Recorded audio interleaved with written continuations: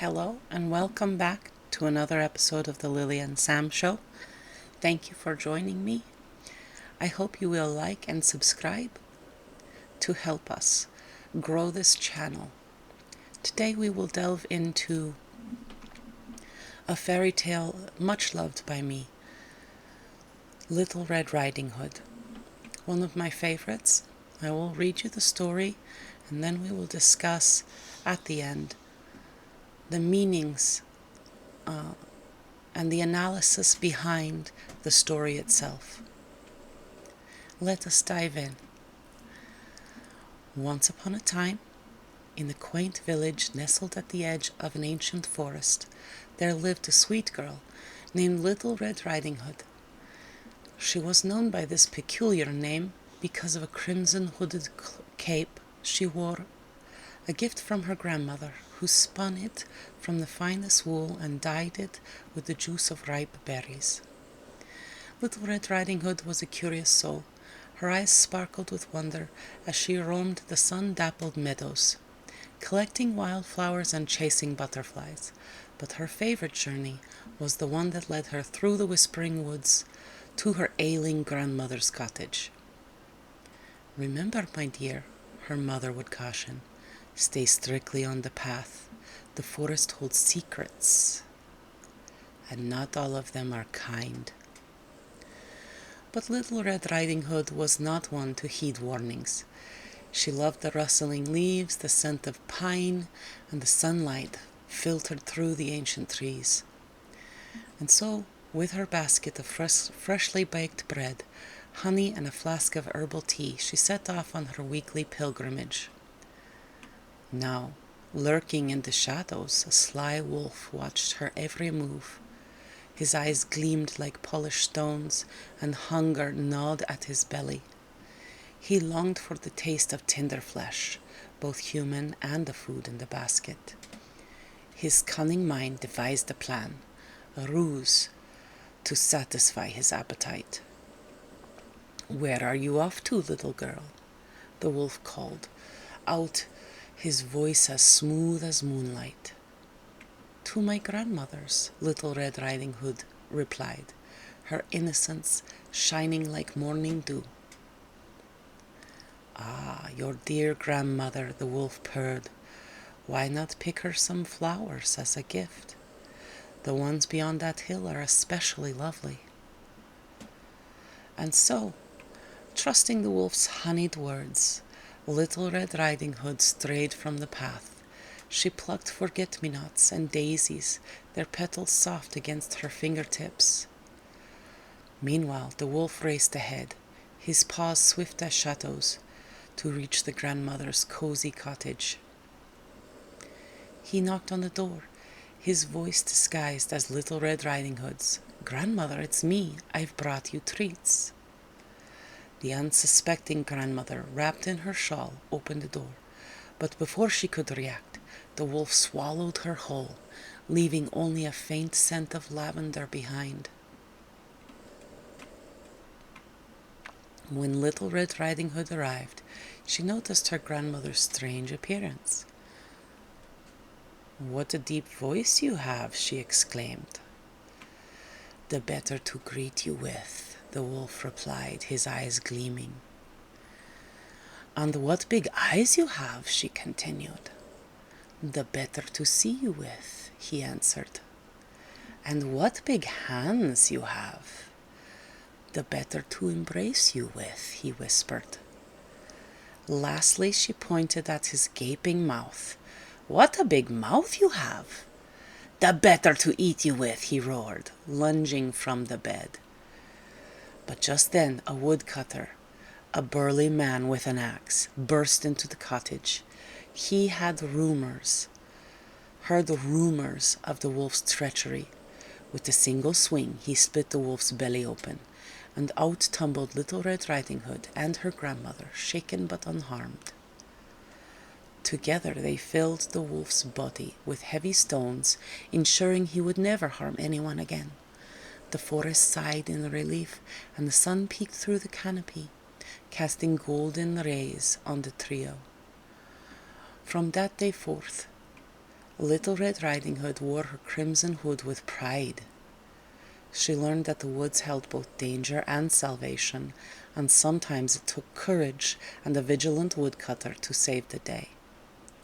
And so, dear reader, whenever you see a girl in a red hood skipping through the forest, remember this timeless tale, a reminder that bravery and cunning can triumph over even the wildest of beasts.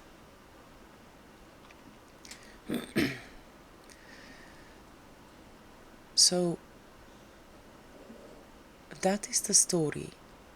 Now we will look at the analysis and the meanings, the depth of meaning behind this small story.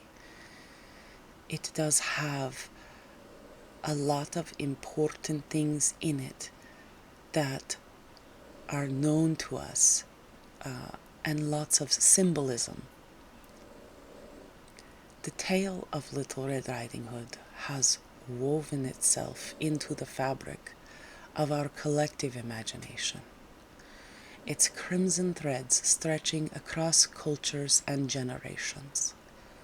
But beneath its seemingly simple surface lies a rich tapestry of symbolism and cautionary wisdom. Let us unravel its layers. Innocence and vulnerability. Little Red Riding Hood, with her red hooded cape, represents innocence and youth.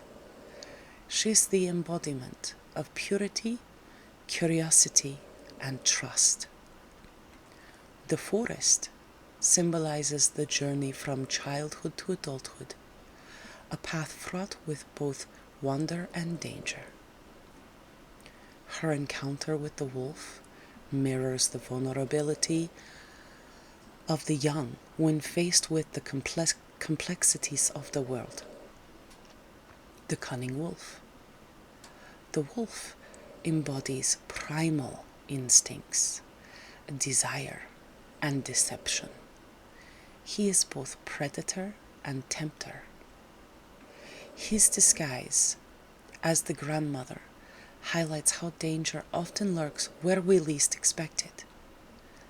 The wolf's hunger for flesh mirrors our own appetites, whether for physical desires, power, or forbidden knowledge. Forbidden knowledge and temptation. The wolf's questions to Little Red about her destination and the flowers represent temptation. He lures her off the safe path. The act of straying from the path symbolizes curiosity, rebellion, and the allure of forbidden knowledge. The wolf's swallowing of the grandmother can be seen as the loss of innocence or the consequences of curiosity. Rescue and redemption. The woodcutter or hunter who saves Little Red Riding Hood represents intervention, wisdom, and protection. His axe becomes the tool of salvation, cutting open the wolf's belly and releasing the trapped souls. The stones, used to fill the wolf's body, serve as a reminder that actions have consequences, even for predators. Sexuality and coming of age. Some interpretations view the red hood as a symbol of menstruation, marking Little Red's transition into womanhood. The wolf's devouring of her can be seen as a metaphor for sexual awakening or the loss of innocence. The rescue by the woodcutter mirrors societal norms, how men often intervene to protect women from danger. Community and collective wisdom. The story warns against straying from the communal path, emphasizing the importance of following established norms. It reminds us that danger exists beyond the safety of our homes, and we must rely on collective wisdom to navigate life's challenges. Adaptations and modern readings. Over time, the tale has been retold, adapted, and reimagined. Each version reflects the cultural context and prevailing values. Some modern adaptations empower Little Red, allowing her to outwit the wolf herself. Others explore themes of agency, consent, and female empowerment. In essence, Little Red Riding Hood serves as a mirror reflecting our fears, desires, and the delicate balance between innocence and experience. It whispers cautionary tales to both the young and the old, urging us to tread carefully, question authority, and recognize the wolf that prowls in our lives. Remember, dear reader, that every forest holds secrets, and every red hood conceals a story waiting to be told.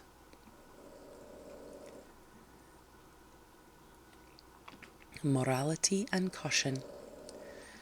Charles Perrault, in his 1697 version, warned against promiscuity through the story.